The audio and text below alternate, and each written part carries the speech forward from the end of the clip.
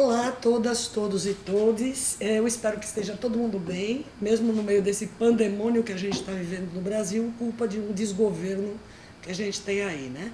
Meu nome é Cida Fernandes, eu sou bibliotecária, sou responsável pelo programa Direito à Leitura do Centro de Cultura Luiz Freire, que é uma organização não governamental de defesa de direitos humanos, situada aqui em Olinda, Pernambuco, onde nós estamos. O Centro de Cultura Luiz Freire, é importante dizer, foi criado em 1972 como estratégia de um coletivo de artistas, intelectuais e políticos, lideranças progressistas, no enfrentamento, usando a arte e a cultura, no enfrentamento ao regime militar.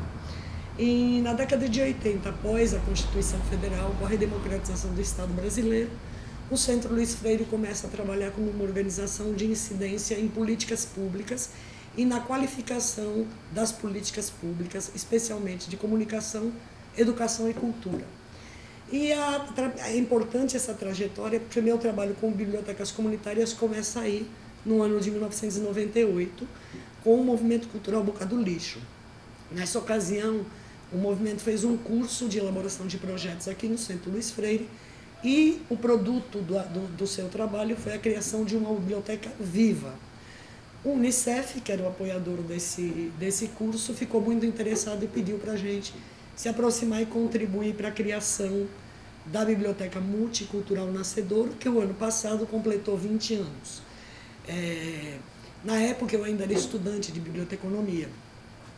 O Nascedouro, a Biblioteca Multicultural Nascedouro, foi criada, foi organizada, aliás, inaugurada em outubro de 2000, e em 2002 o Movimento Cultural Boca do Lixo, graças às suas intervenções e à sua apropriação pela cultura escrita, consegue se institucionalizar.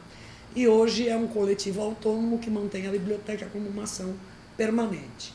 Então, com base nesses 23 anos de história, de criação, de apoio às bibliotecas comunitárias, a do Nascedouro foi a primeira, mas eu apoio e apoiei, e o Centro Luiz Freire apoia várias outras, especialmente as ligadas à Rede Nacional de Bibliotecas Comunitárias e à Releitura, que é a rede daqui do Recife, né? Então, aqui começa o chão da nossa trajetória, da nossa oficina, o ponto de partida. Nossa oficina se chama Bibliotecas Comunitárias, Resistência Cultural pelo Direito à Leitura.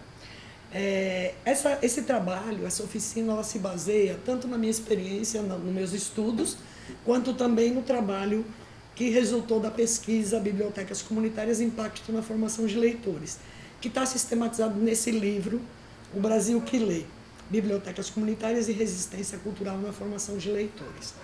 Essa pesquisa e essa produção é uma parceria do Centro de Cultura Luiz Freire com o Grupo de Pesquisas Bibliotecas Públicas do Brasil, Reflexões e Práticas, da Unirio, liderado pela professora Elisa Machado, e pelo Centro de Estudos em Educação e Linguagem da Universidade Federal de Pernambuco, liderado pela professora Esther Calandi Rosa. Vocês podem encontrar, ele está em e-book, impresso já está esgotado, mas vocês podem encontrar na página da RNBC, www.rnbc.org.br, ou na página do Centro de Cultura Luiz Freire, www.cclf.org.br.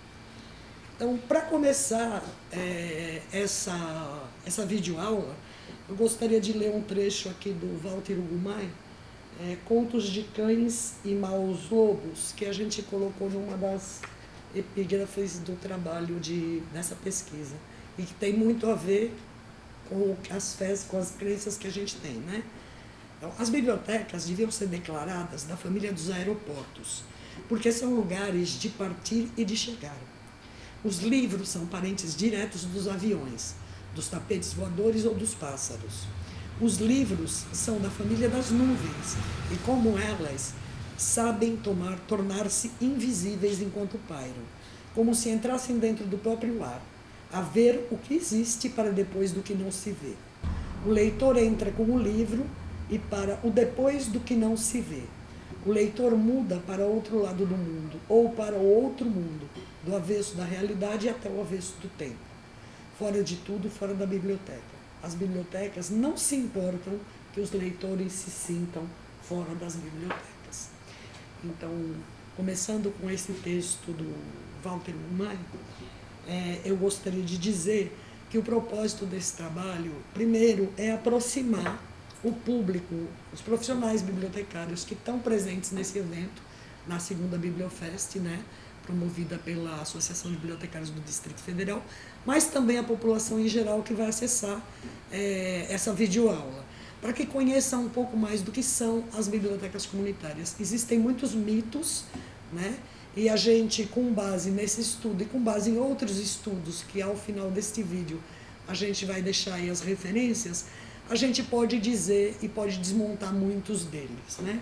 Então, a primeira coisa é o que são bibliotecas comunitárias. Quando a gente começou esse estudo, a gente se depara com duas questões. Primeiro, não existe um censo das bibliotecas comunitárias, assim como existe um censo das escolares, ou pelo menos um diretório das bibliotecas públicas. As bibliotecas comunitárias, elas estão espalhadas por todo o Brasil e são autodenominadas independente de como elas funcionem. Então, o primeiro desafio da gente foi delimitar entre projetos de leitura, mala de leitura, espaços de leitura na rua, ações de leitura em ambientes públicos, o que a gente queria estudar como fenômeno de bibliotecas comunitárias. Então, aí a gente chegou à conclusão, chegou a uma definição que já vinha sendo discutida em outros meios, né, em outras vias, e também pela Rede Nacional de Bibliotecas Comunitárias. As bibliotecas comunitárias, na verdade, são espaços, elas têm espaços físicos, independente do seu tamanho, elas têm acervos de livros diversos, de literatura e de outros livros também, minimamente organizados, são criadas pelas comunidades, né?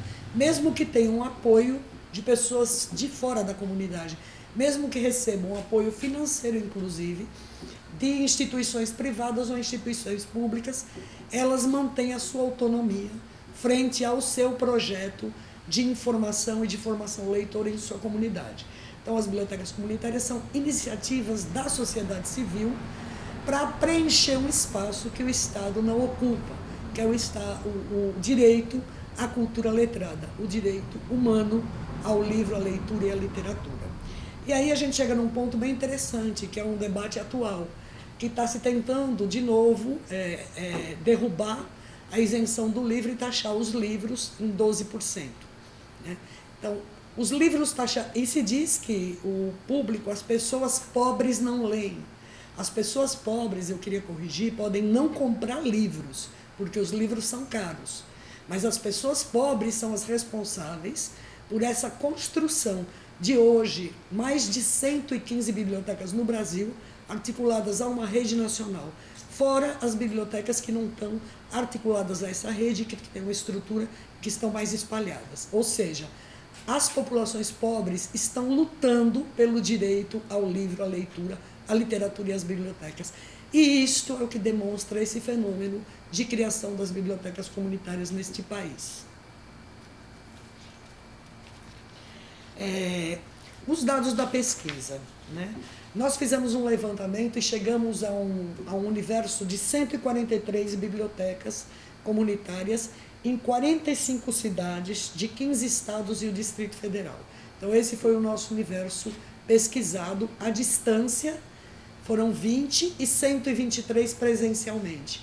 Quem fez esse trabalho foi toda a equipe capacitada tanto pelo Centro Luiz Freire, pela Unirio e pelo Centro de Estudos da UFPE, junto com as próprias bibliotecas comunitárias. Então, foram bibliotecários, mediadores de leitura e gestores de bibliotecas comunitárias que passaram por um processo de formação para agir na frente de pesquisa, para atuarem na frente de pesquisa. E tiveram alguns critérios, por exemplo, eles nunca faziam pesquisa no próprio espaço de trabalho, sempre num espaço desconhecido, garantindo algumas questões para a gente ter um certo distanciamento a respeito dos dados levantados, né? Esse universo de 143 bibliotecas atingindo 45 municípios, ela representa 0,8% do total de municípios desse país. Então, é um número muito pequeno. É uma pesquisa inicial, uma pesquisa exploratória. Como eu disse, não há uma pesquisa censitária para a gente saber quantas, de fato, são as bibliotecas comunitárias nesse Brasil. Então, nós vamos falar desse universo que a gente trabalha. Tá?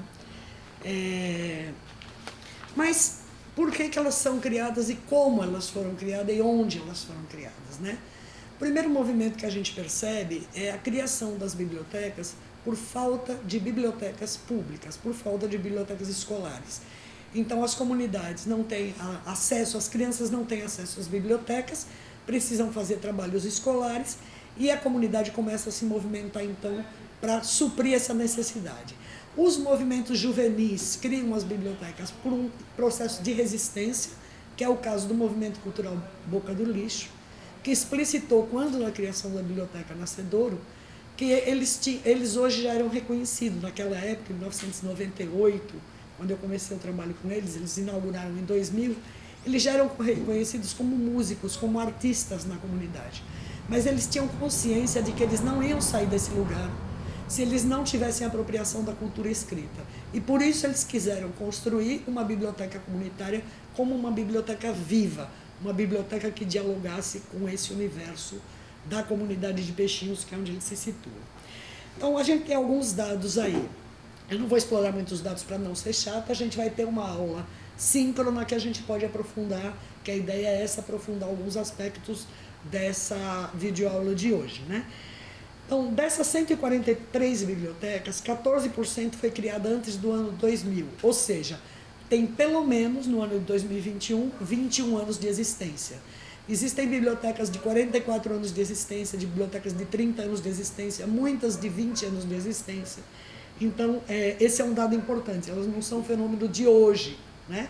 Elas são um fenômeno que vem aí de antes dos anos 2000. Porém, 31,5% dessas bibliotecas elas foram criadas entre 2001 e 2006. E aí é um link importante falar das políticas públicas, porque exatamente nesse período começa uma luta e uma institucionalização de políticas públicas de Estado para o setor do livro, leitura, literatura e bibliotecas.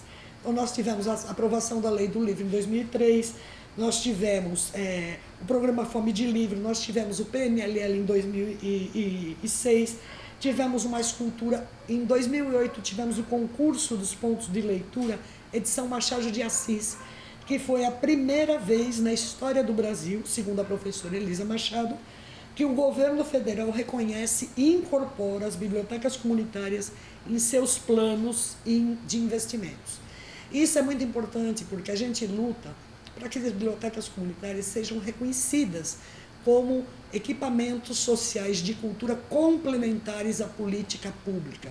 Logo, são instituições que atuam com política pública a partir de uma iniciativa social privada.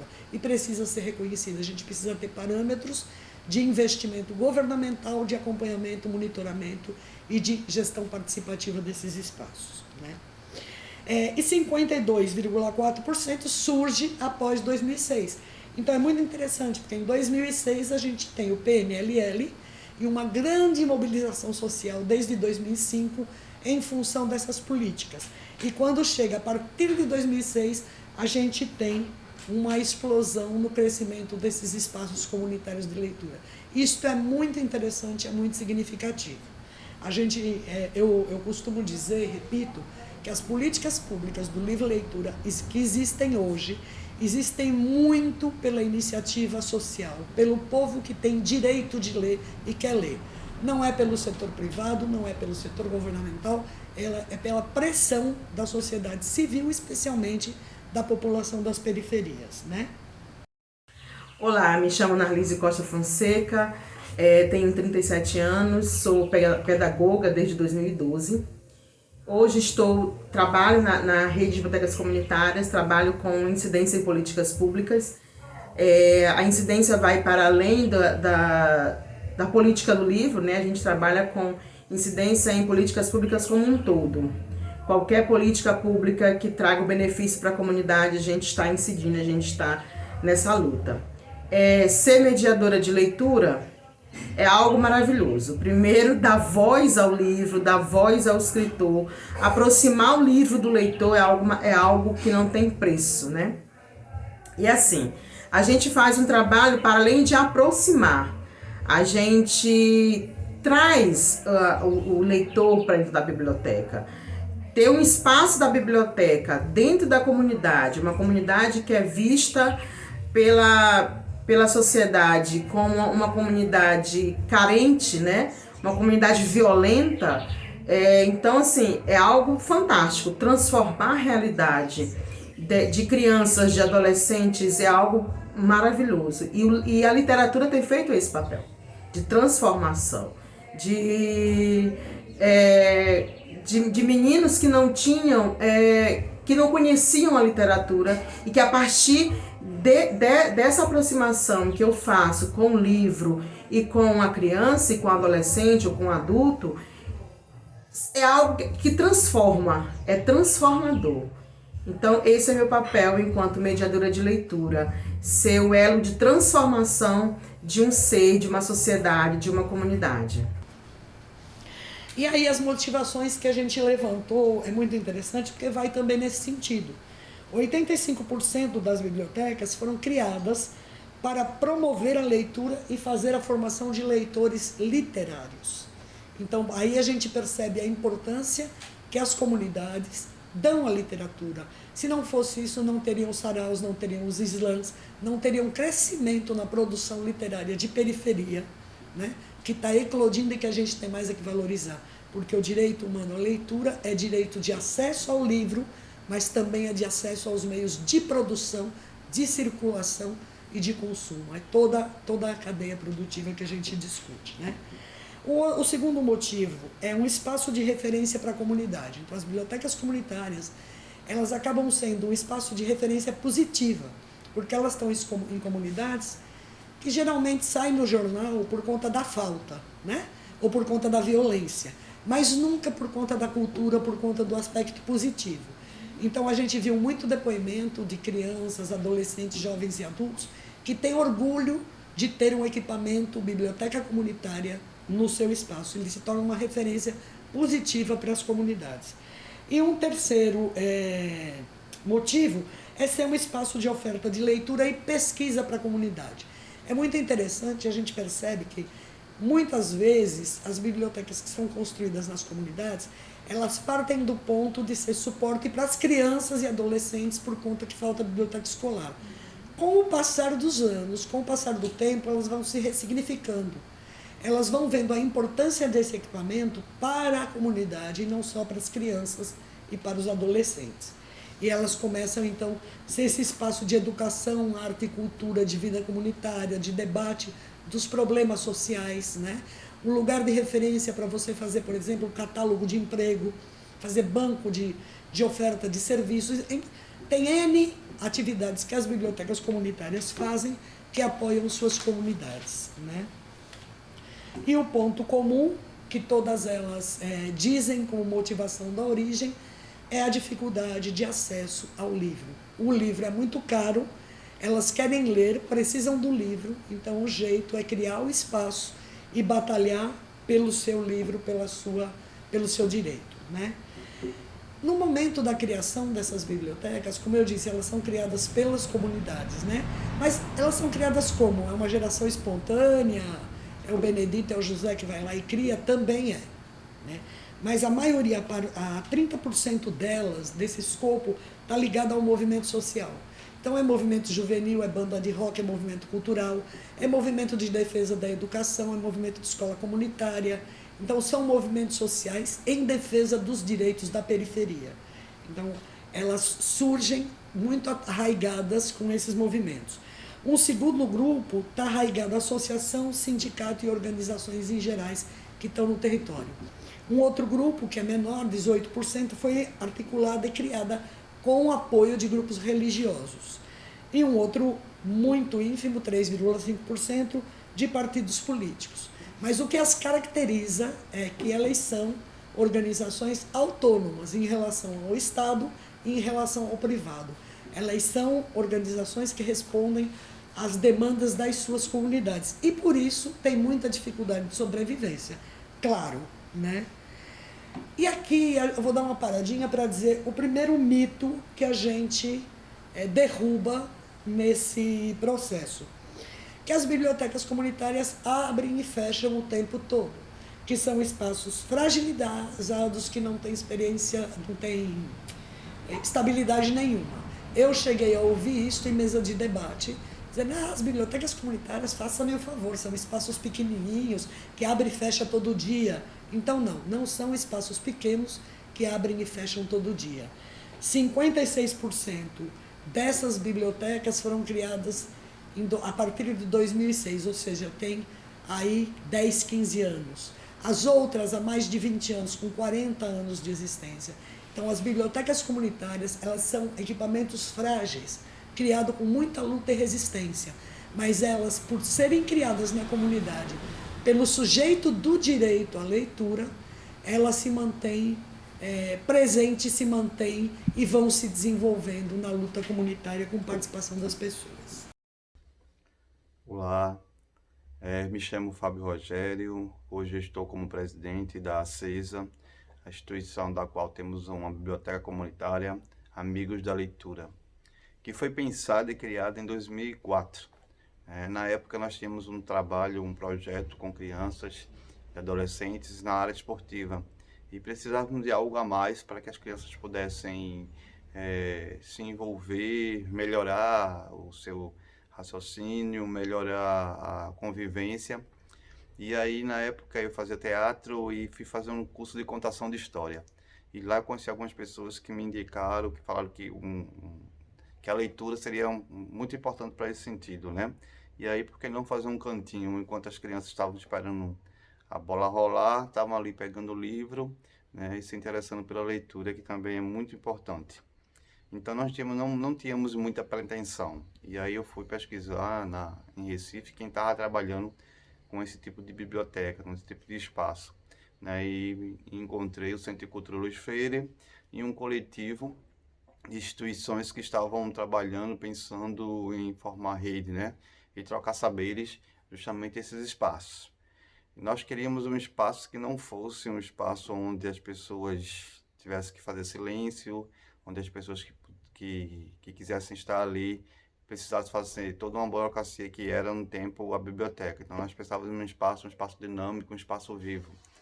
Então a nossa concepção de biblioteca hoje, né, desde o início, foi ter envolvimento das pessoas com ela, né? Um espaço onde as pessoas se sentissem bem, como se fossem suas casas. E aí surgiu a Biblioteca Comunitária Amigos da Leitura, tal qual o nome foi constituído coletivamente, né, com indicações, discussões e votação para esse nome. Que as pessoas estão lá, as pessoas pegam o livro, as pessoas leem, nós temos gráfico, nós temos um acompanhamento, da qual a gente consegue ver, né, o número de empréstimos cada dia crescer, o número de pessoas que estão se desenvolvendo na comunidade, né, estão acessando a universidade, crianças que antes não tinham tanto habilidade em se relacionar, não tinham tanto abertura, né, e a gente vê o desenvolvimento através desse espaço, através da literatura, através da mediação, um papel fundamental, o mediador que está ali no espaço, onde ele conhece a comunidade, onde ele conhece o acervo, e ele consegue transitar, né, em todos os gostos literários. A gente lembra muito bem quando a gente começou que a procura de gibi, a procura de papel para pintar e desenhar era uma coisa constante e bem maior do que os livros, né? E aí o papel do mediador em fazer esse livro circular, em ofertar essas histórias para que as pessoas comecem a ter um contato maior, uma intimidade com o mundo literário. Bom, agora a gente vai falar um pouco da estrutura do espaço, do acervo e das atividades desenvolvidas nessas bibliotecas, né? Por elas serem espaços comunitários criados nessa ausência de recursos, nesse movimento todo, a maioria tem espaços com menos de 80 metros quadrados. Para ser mais precisa, 38% tem até 40 metros quadrados, 33% tem entre 41 e 80 metros quadrados. E apenas 24% desse número pesquisado tem um espaço superior a 80 metros quadrados. Em função disso, elas ambientam, aqui esta biblioteca é uma biblioteca que tem um espaço um pouco maior. Originalmente ela não é uma biblioteca comunitária, mas ela está se convertendo em comunitária agora, a partir da participação da comunidade do entorno na gestão da biblioteca, tá certo? Mas o que acontece? Essa biblioteca aqui, por exemplo, ela tem 3 salas. Então eu posso fazer ambientes separados para contar história, para fazer uma oficina e para fazer estudo e pesquisa. A maioria das bibliotecas tem apenas um espaço. O que elas fazem? Elas tentam o máximo possível criar uma separação no próprio ambiente que dê conta do atendimento aos diferentes públicos. Ou então separam as atividades. Quando tem atividade de oficina, não tem atividade de mediação de leitura, e assim elas vão administrando o limite de espaço, tempo e as atividades que elas vão trabalhando. E uma coisa muito interessante é perceber que tem um esforço significativo das bibliotecas pelo cuidado e organização do espaço, que é outro mito, né, que se tem, que é um espaço esculachado, com espaço relaxado. Não. As bibliotecas comunitárias, elas surgem muito fragilizadas, mas à medida em que elas vão se desenvolvendo, a própria comunidade, com o grupo que atua na biblioteca, vai procurando tornar ela cada vez mais bonita, cada vez mais confortável, cada vez mais atraente. Aí para isso fazem bingo, feira, festa, projeto para editar o público, projeto para editar o privado, enfim, atuam de diferentes formas. Também não são todas as bibliotecas que têm CNPJ. Então existem bibliotecas que têm personalidade jurídica própria e outras que emprestam personalidade jurídica de parceiros quando é necessário. Em relação ao acervo, o acervo é um outro item que investimento para o desenvolvimento fica bastante evidenciado. Geralmente a formação do acervo está ligada a essa história original de criação e onde nessa história a gente vê que os primeiros livros são doados. Então as pessoas pedem doação de livro, fazem campanha de livro e não tem muito critério de seleção porque esses livros são doados. Mas com o passar do tempo, é importante dizer que elas vão constituindo um olhar, vão desenvolvendo um olhar para o acervo. Então elas vão, com o passar do tempo, criando critérios de seleção. Já não aceita qualquer coisa que se doa, tem alguns critérios. Então, das 143 bibliotecas pesquisadas, 82% tem critério de seleção. Somente 17% afirma que não adota nenhum critério de seleção. E entre os critérios de seleção, 53,8% se relaciona à conservação das obras. Então não aceita a obra com fungo, riscada, com página faltando, amassada, velha, com a ortografia e a gramática antiga, defasada. Então isso não se aceita. Um dado muito curioso que está ligado a essa discussão do direito à leitura literária, a formação do leitor literário, é que 49% dessas bibliotecas aceitam apenas livros literários, não aceitam livros didáticos, aceitam apenas livros literários. E 19,6% explicita que não aceita de jeito nenhum livro didático. Isto é um fenômeno muito interessante, porque normalmente quando elas são criadas, pela ausência, pela dificuldade de acesso, os livros têm um papel sagrado. Então, para você descartar um livro de uma biblioteca comunitária que acabou de ser criada, é muito difícil, porque o valor simbólico desse objeto para a comunidade é muito caro, né? Mas com o tempo, com a apropriação do conhecimento, com o manuseio dos livros, com o manuseio dos trabalhos, essas bibliotecas vão percebendo que nem todos os livros prestam, que nem todos os livros são dignos de estar no seu acervo.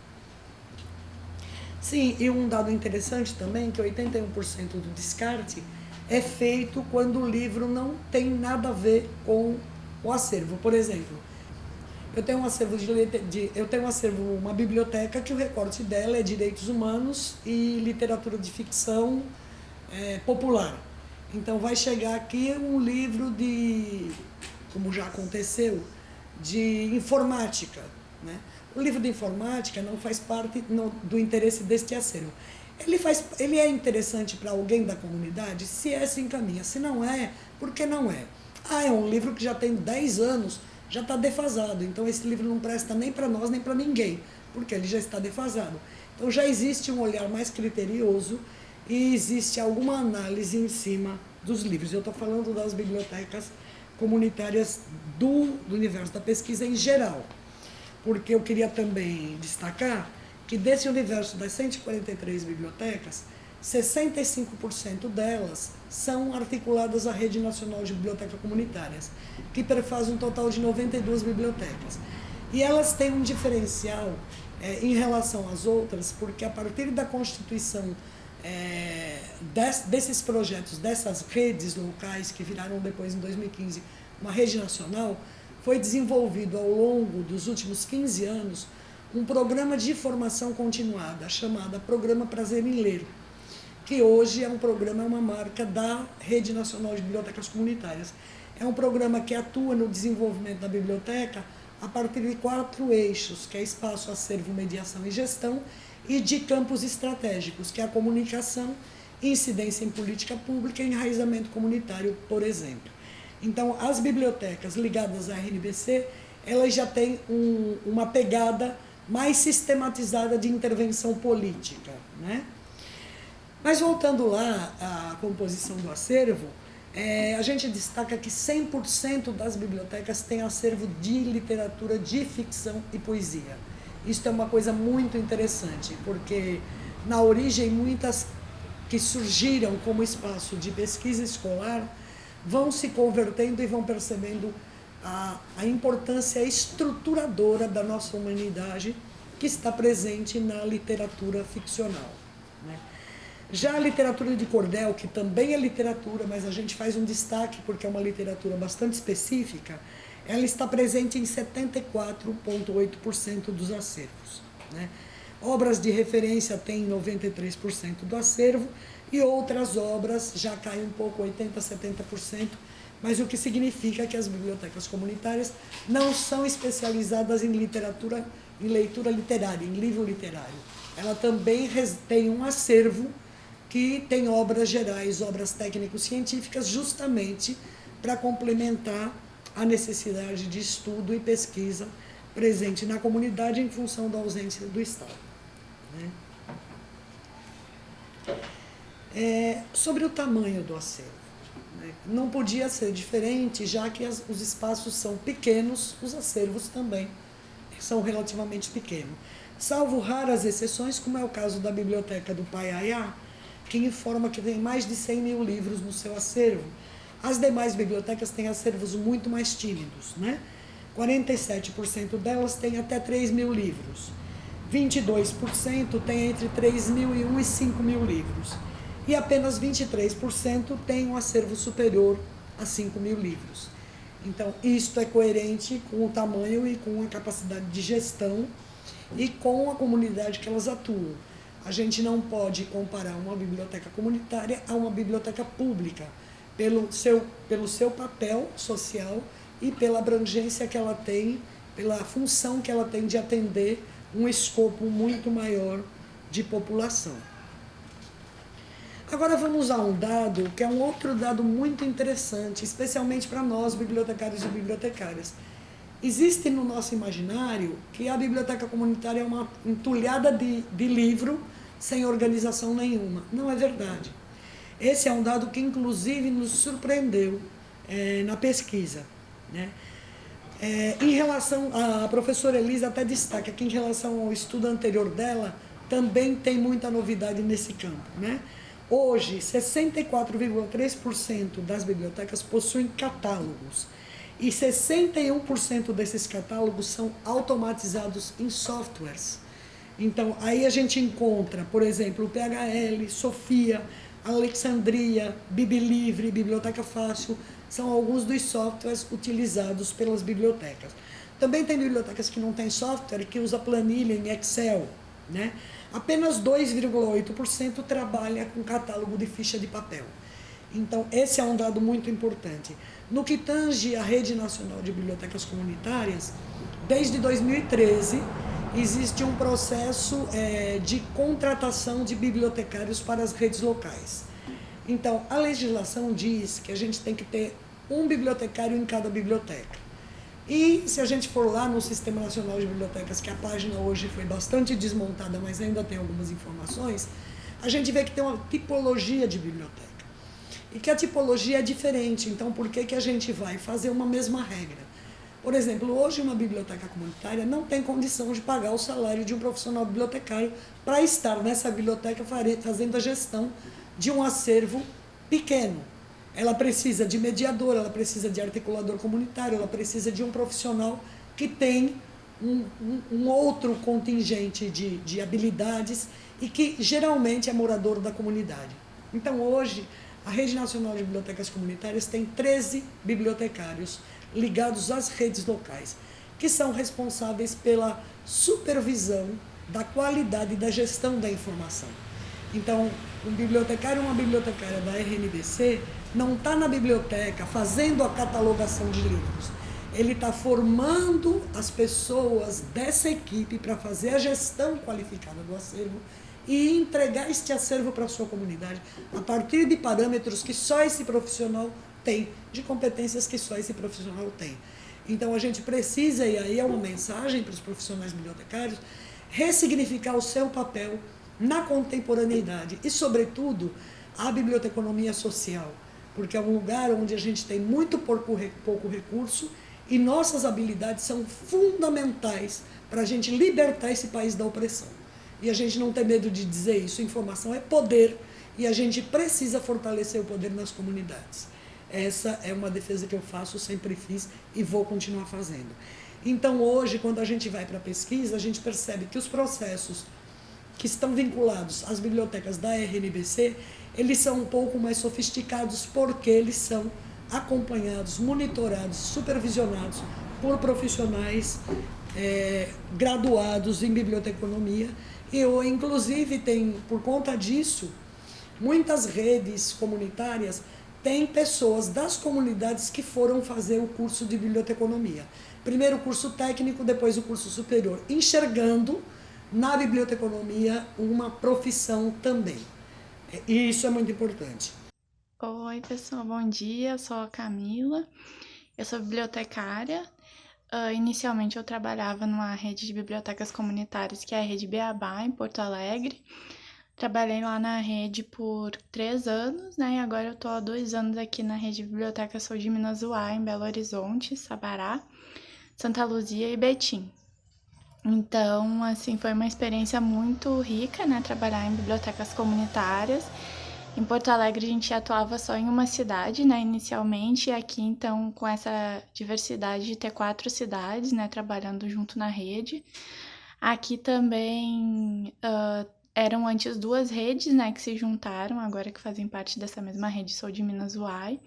Então, para mim está sendo uma experiência bem desafiadora, né, lidar com bibliotecas que têm históricos diferentes, né, que nasceram de formas diferentes e que já trabalham de uma maneira também diferenciada, né, em classificação, catalogação, até na parte de atendimento também, né, de mediações de leitura. Então, assim, cada biblioteca com a sua especificidade, né, então tá sendo bem diferente, né, para mim trabalhar, ainda tô me adaptando, embora já esteja aqui há 2 anos, né, e tá sendo uma experiência, assim, bem interessante, principalmente das trocas, né, entre os mediadores que a gente faz aqui na rede, para cada um conseguir, né, ver o que a outra biblioteca faz, o que tá fazendo, para poder também ampliar essas ações das bibliotecas, né, tendo essa troca bem interessante entre os mediadores. E também sempre escutando muito o público, né, que é uma das premissas aqui que a gente tem nas bibliotecas comunitárias, de escutar o público que a gente está atendendo, né, e que está com a gente junto nas nossas comunidades. É isso, um prazer estar aqui. Obrigada, Cida, pelo convite. Olá, meu nome é Thaís, sou bibliotecária da Ilha Literária e venho aqui dizer que ser bibliotecária, fazer parte desse trabalho junto à rede de bibliotecas comunitárias, me trouxe uma experiência muito rica, pois as mesmas me apresentaram um trabalho grandioso, né, de transformação de comunidades de periferia através de implantação de espaço de cultura, informação e lazer, que são as bibliotecas, né, um bem cultural que é negado às comunidades de periferia, e estamos lá desenvolvendo trabalhos de grande importância para essas comunidades, pois é um ponto de encontro, né, entre essa comunidade, onde essa comunidade ela pode não somente pegar o livro emprestado, mas também usufruir desse espaço de maneira que se sinta à vontade, que possa contribuir, que possa participar das atividades e fazer parte desse movimento da leitura como um direito humano. Trouxe, né, uma transformação nesse meu processo pessoal no que diz respeito ao desenvolvimento, ao meu desenvolvimento humano, na perspectiva da minha transformação enquanto sujeito político e sujeito crítico, né? Esse trabalho, junto às redes de bibliotecas comunitárias, até hoje, durante 8 anos de atuação, junto com esses espaços e com essas equipes, eu tenho aprendido também a me mobilizar enquanto sociedade civil no que diz respeito à luta por políticas públicas do livro, leitura, literatura e bibliotecas, e também políticas afins da educação, da saúde, transporte, da economia, né? E, enfim, isso tudo eu tenho conquistado junto com as bibliotecas comunitárias, junto às bibliotecas comunitárias, e me sinto honrada em fazer parte desse trabalho e poder cada vez mais crescer e me transformar e me melhorar para contribuir nessa gestão compartilhada e poder levar aos bairros de periferia esse bem cultural tão importante para a nossa sociedade, que são as bibliotecas e, no nosso caso, as bibliotecas comunitárias. Viva a leitura! Então, voltando ao processo técnico, gente, eu falo rápido, falo bastante, vou e volto, viu? Mas a gente vai lidando com isso, né? Vamos falar do outro processo técnico, que é a classificação. A gente falou da catalogação, a gente vai falar da classificação. 87% das bibliotecas utiliza algum sistema de catalogação, de classificação, perdoem. Destas, 32% usa CDD ou CD1. E 50,5% utiliza o sistema de classificação por cores para literatura de ficção e poesia, que é isso aqui. Esse sistema foi eu quem desenvolvi a partir de um estudo.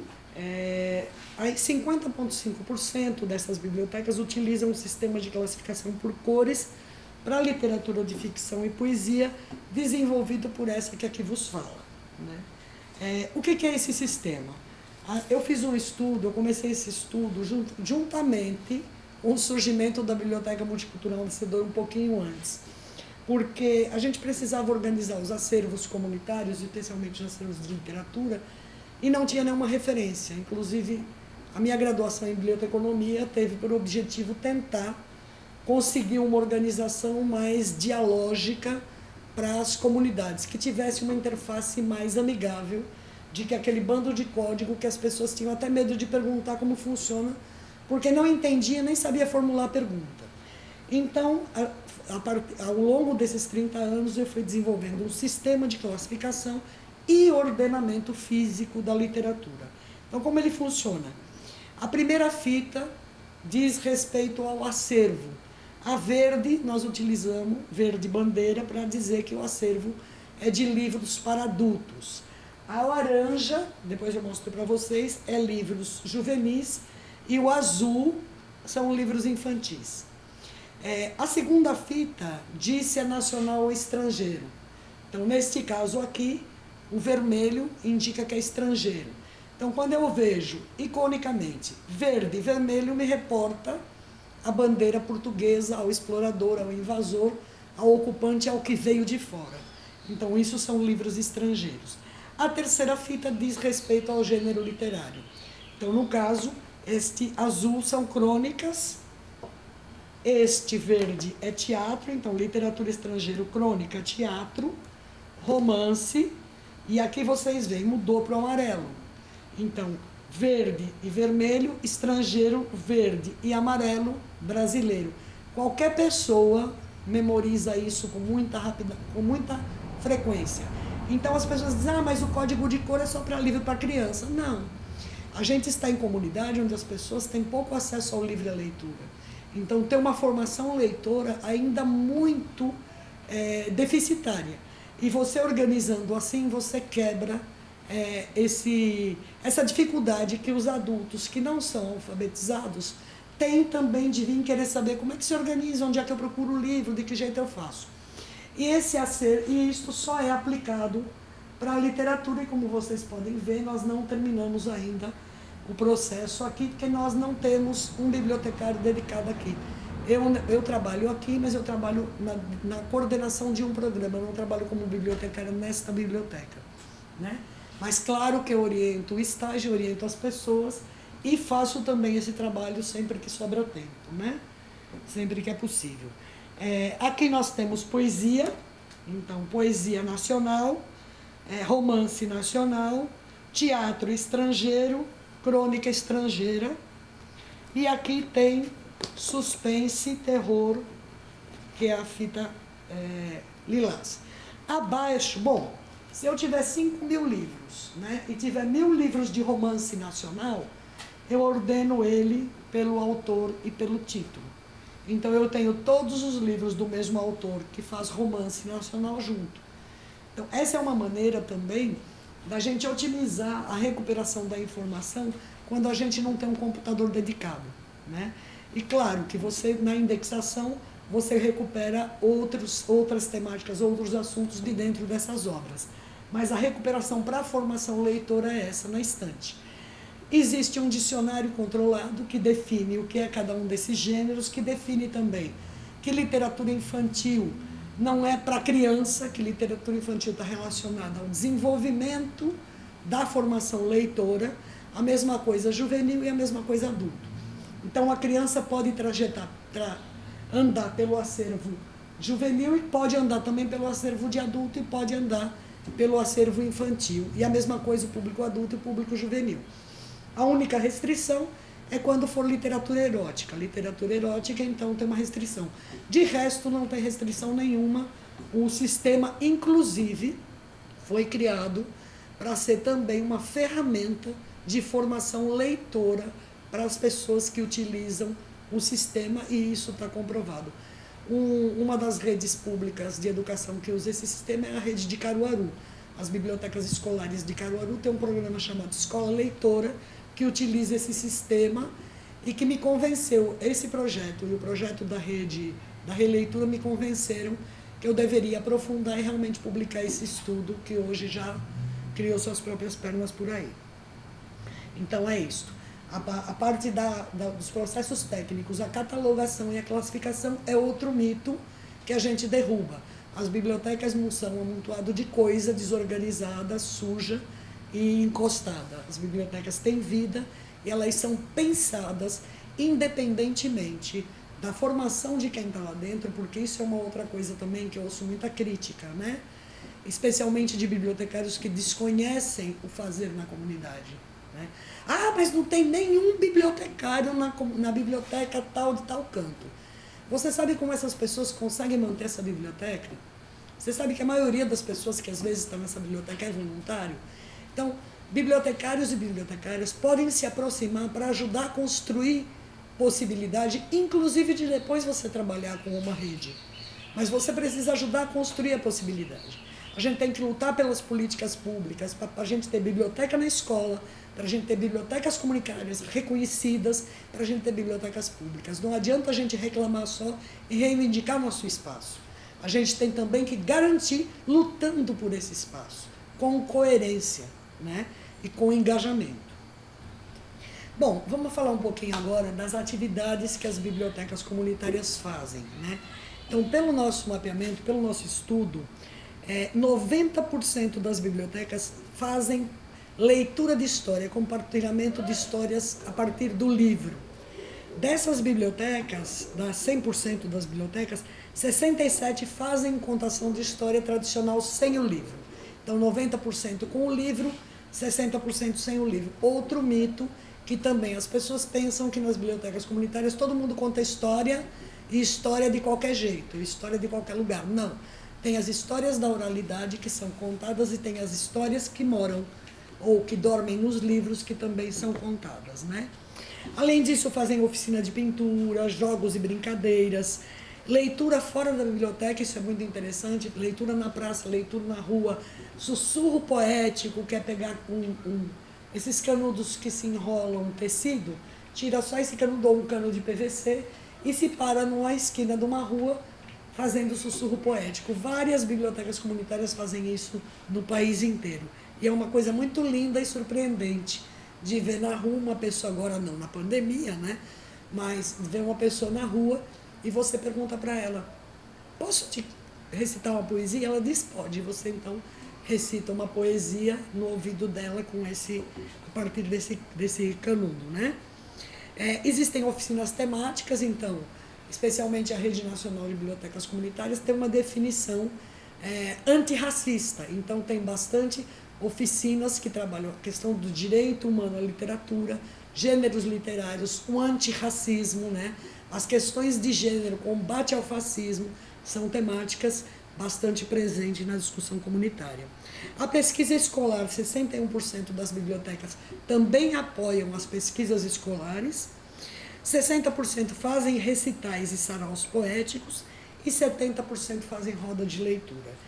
E uma coisa bastante interessante, praticamente 100% está tão engendrada na vida comunitária que participam dos debates políticos, das esferas políticas, da discussão pública nas suas comunidades. Como é que elas fazem isso? Então, a primeira coisa que a gente precisa destacar, qual a diferença de uma biblioteca comunitária para uma biblioteca pública ou escolar, não falando aqui que nenhuma é melhor que a outra, é a natureza do lugar em que ela está.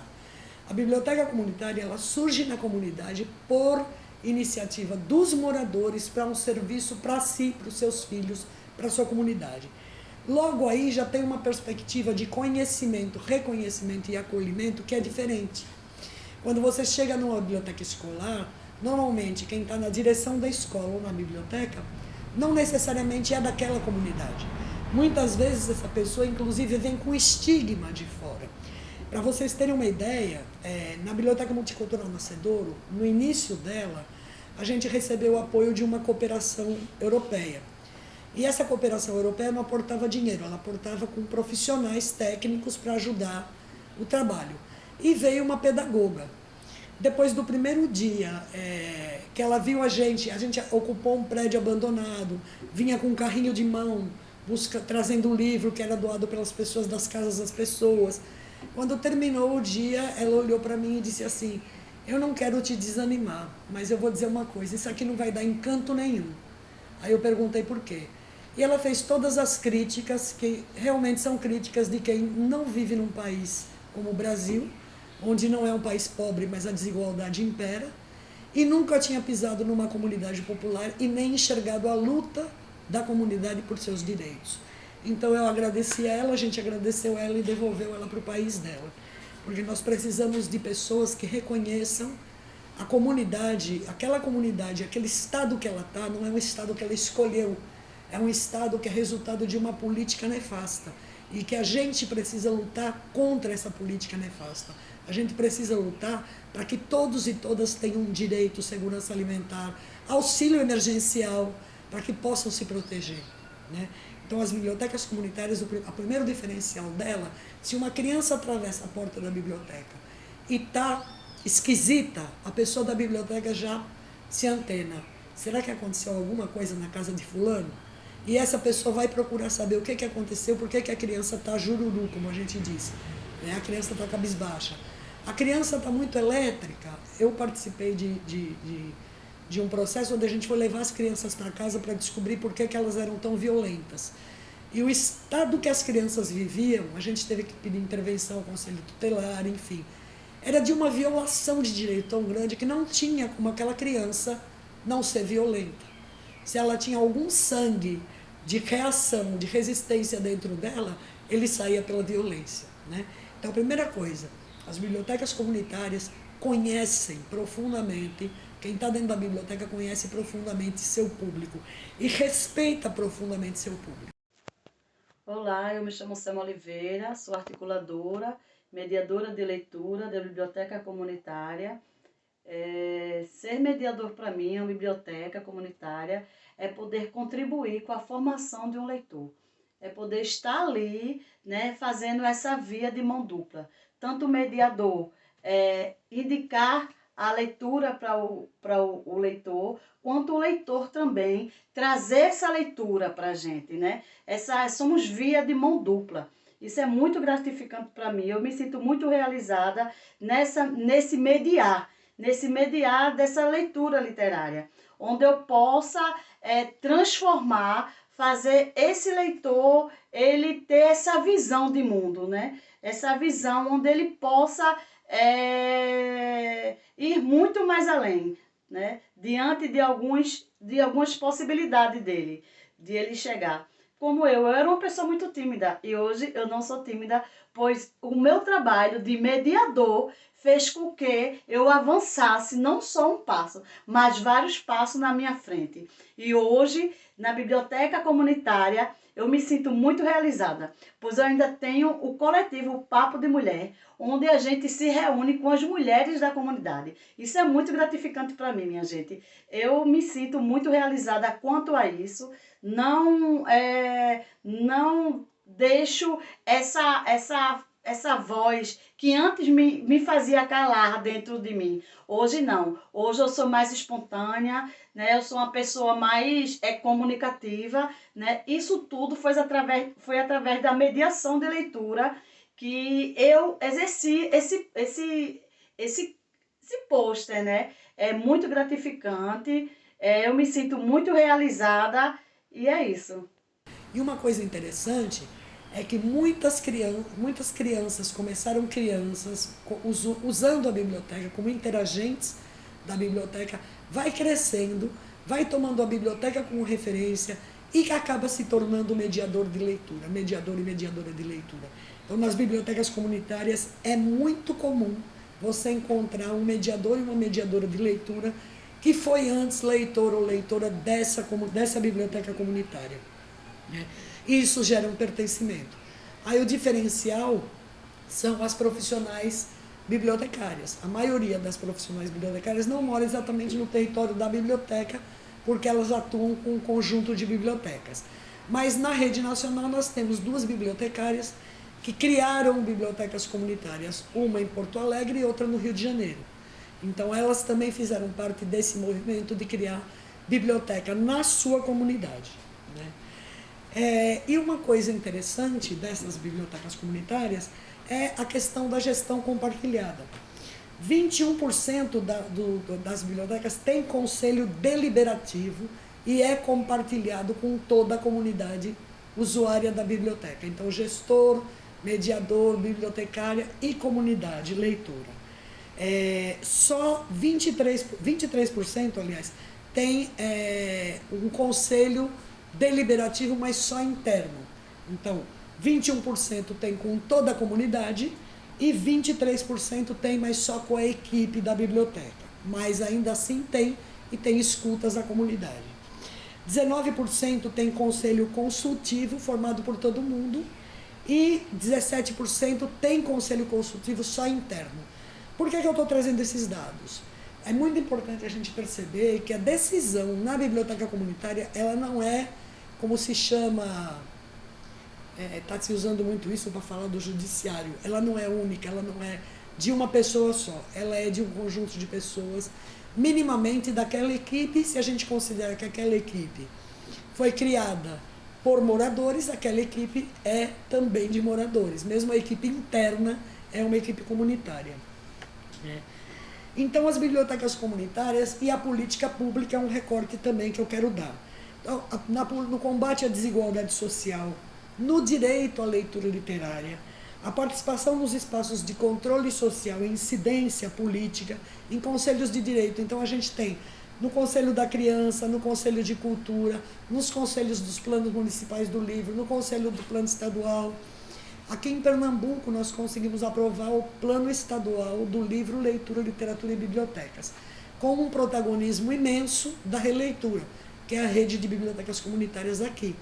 Então, tinha uma pessoa da rede de bibliotecas comunitárias, tinha eu pelo Centro Luiz Freire, tinha um editor e uma pessoa da área de escrita, no grupo executivo que elaborou a minuta do plano, Então, toda a luta pelo plano, a gente teve com a participação das bibliotecas comunitárias, as escutas públicas e todo o processo democrático, amparado, espelhado e inspirado pelo movimento do PNLL, né? Então, para dar alguns dados, a participação, 74% das bibliotecas participam em alguma instância de incidência política. Então, dessas, 18% do Plano Nacional do Livro e Leitura participou do processo do Plano Nacional do Livro, Leitura e Literatura. 29,4% participa do Plano Estadual do Livro, Leitura, Literatura e Biblioteca, como é o caso de Pernambuco. 45,5%, que é o maior contingente, atua diretamente na luta pelo plano municipal.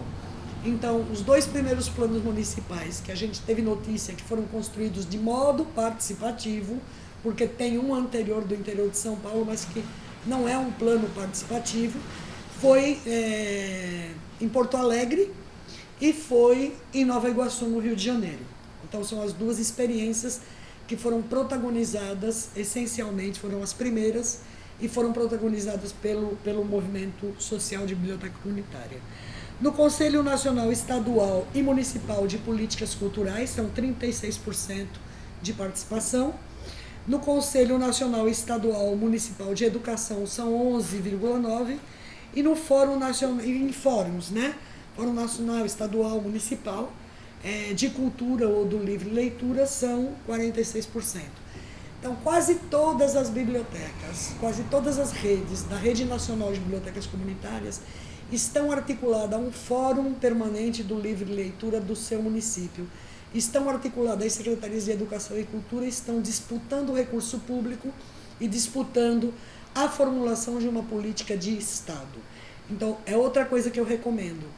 Quem tiver interesse, depois entre no site da Rede Nacional de Bibliotecas Comunitárias, acesse as informações, conheça as bibliotecas, lá tem história de cada biblioteca, descubra uma perto de você, vai lá conversar com a galera, vai conhecer, vai se apropriar disso, que é um movimento revolucionário.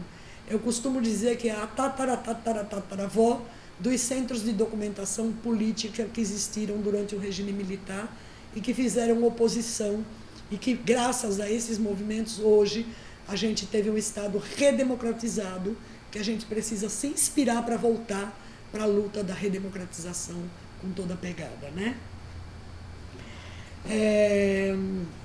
Sim, um outro dado que é importante para desmistificar os mitos da biblioteca comunitária é a formação dos mediadores de leitura, né? A gente tem, é muito interessante, que esse processo que eles chegam como interagente e acabam virando o quadro da biblioteca, a gente tem o tempo de atuação, é muito espalhado. A gente tem muita gente que tem até 1 ano, são 29% de mediadores que têm 1 ano na biblioteca comunitária. Por que se dá isso? Porque muitas vezes é o primeiro emprego e o desenvolvimento desse interagente aí, ele passa rapidamente a ocupar outros espaços profissionais, então tem uma circulação muito grande. Mas também tem cerca de 8% que tem até mais de 10 anos na mesma biblioteca. E aí tem os compromissos. Muitos mediadores de leitura, eles são interagentes e quando eles vão para a universidade, eles vão com o compromisso de ir e fortalecer esse espaço de biblioteca, esse espaço comunitário, né? Então aí nós temos, sobre os mediadores de leitura, né? É interessante perceber que existem muitos, 30% mais ou menos, de mediadores de leitura que estão na biblioteca apenas há 1 ano. E tem mais 20%, 30% que estão há 2 anos, 3 anos, 4 anos, e tem 8% que estão na biblioteca há mais de 10 anos. O que acontece? Hoje é evidente que passar de interagente para mediador de leitura é uma coisa quase que natural que tem acontecido nas bibliotecas comunitárias. O fato da biblioteca comunitária ter essa pegada da formação leitora e ter essa pegada de aconchego, de lugar acolhedor, de gente que conhece quem está falando ali, tem também um papel importantíssimo, que a pesquisa também, eu não vou entrar nele, mas a pesquisa, para quem tiver interesse, deve ler, retrata, que é um papel muito importante na superação do fracasso escolar. Porque aquela criança, ela vai lá, senta no colo da pessoa que é vizinha dela, conversa sobre seus problemas, a pessoa pacientemente lê para ela não se sente com a autoestima rebaixada porque não está conseguindo ler, porque engasga na leitura, porque outras pessoas estão rindo dela. Então, muitas vezes, esse processo de empoderamento e de superação leva essas pessoas a quererem depois fazer uma universidade mesmo e voltar para trabalhar nessa biblioteca. Então, 36,4% dos mediadores e mediadoras de leitura têm ensino superior completo, que é outro mito, que quem trabalha em projeto social é tudo, né, leigo, não é leigo. Então, 36% tem nível superior completo. 5,7% é pós-graduado e tem gente hoje que está no doutorado também. E 45% tem pelo menos o ensino médio, o ensino técnico completo ou ensino superior incompleto. Ou seja, nós temos aqui quase 87% de quem atua como mediador de leitura nas bibliotecas comunitárias tem pelo menos o ensino médio completo. Então, isso é um dado muito importante para a gente não falar besteira e achar que quem está lá mal sabe ler e escrever, como eu já ouvi, né?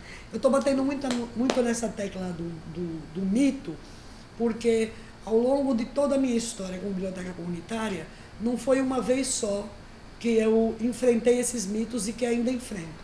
E eu acho que essa é uma oportunidade.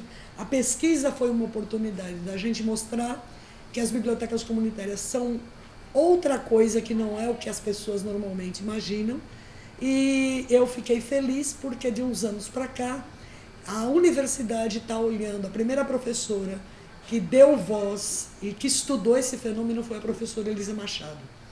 E hoje, a partir das bibliotecárias que atuam na rede, da participação no CBBD, em eventos, em atividades como esta oportunidade que a Associação de Bibliotecários do DF está dando para a gente, que a gente pode aproximar bibliotecários e aproximar a sociedade e desmistificar, né, essa característica, esse senso comum da biblioteca comunitária.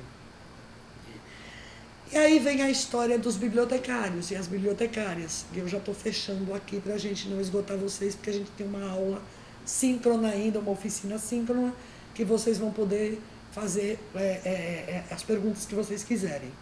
As bibliotecárias, quando chegam na biblioteca comunitária, a gente identificou, depois de um ano, que a gente precisava fazer um processo de formação. Então, a gente criou um espaço chamado Comissão de Bibliotecárias, porque são 12 mulheres e um homem, e bibliotecário, mas é Comissão de Bibliotecárias, e teve toda uma discussão de gênero. E o Robson, que é o nosso bibliotecário, é muito tranquilo com isso. A gente fez esse espaço, a Comissão de Bibliotecários, para que a gente pudesse trabalhar essa perspectiva da formação, do envolvimento nas políticas públicas, no estímulo à produção acadêmica, para dizer que essas bibliotecas são. Então, tem artigos de bibliotecárias em revistas especializadas, tem o trabalho no CBBD, que está nos anais do ano retrasado. Então, tem muito trabalho emergindo agora por conta da gente ter instaurado essa comissão de bibliotecárias.